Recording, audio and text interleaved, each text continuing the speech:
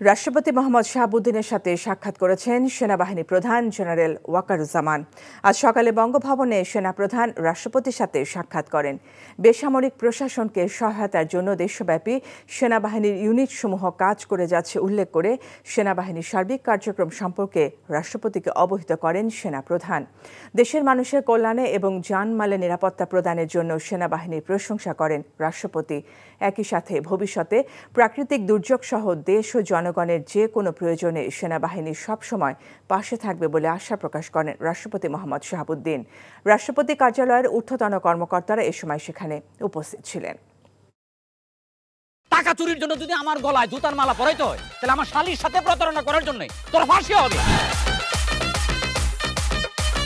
দুলা ভাই, আপনার তো ঘর জামাই বইলা একটা পরিচয় আছে, আমার তো তাও নাই।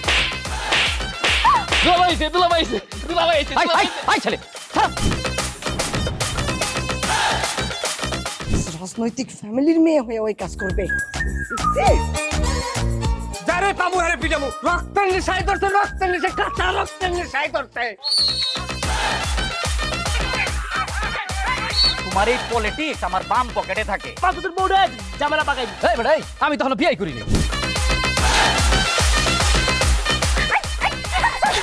দুইটার আমি গুলি করে মারু। মাসুদরা কোনোদিন ভালো হয় না। আপনার পোশাক দেখে কিন্তু আপনার তালুকদার বংশের লোক মনে হয় না আব্বা, আপনার মনে হয় যে আপনি ফকির বংশের লোক।